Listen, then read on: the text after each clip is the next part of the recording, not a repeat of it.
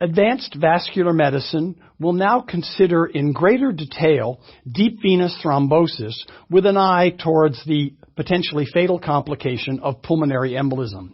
Deep venous thrombosis is exceedingly common, particularly in hospitalized patients, and is a great cause of rehospitalization, morbidity, and as I said, even mortality. So we're going to look at deep venous thrombosis in much more detail compared to previous. First of all, let's review some of the definition. Deep venous thrombosis is a thrombus, a blood clot, within a deep vein, not a superficial vein that you can see on the surface, but a deep vein.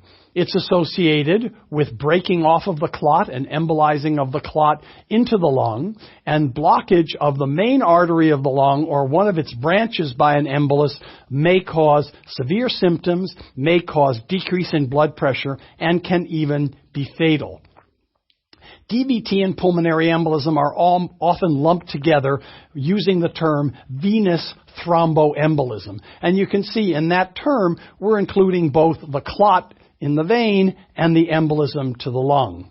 The obstruction in the vein is caused by the thrombus that breaks free and is carried away with the blood flow up to the lung.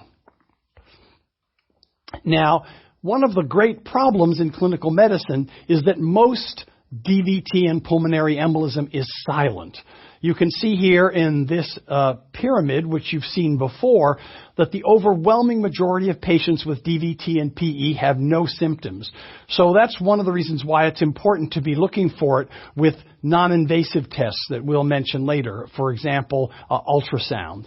A small percentage of patients, the DVT and pulmonary embolism become symptomatic, and fortunately a very small number, but somewhere around 6% of patients with pulmonary embolism die from the pulmonary embolism. It's often in the setting of severe illnesses of another type, such as cancer and heart failure and so forth, and where the final blow that kills the patient is a fatal pulmonary embolus.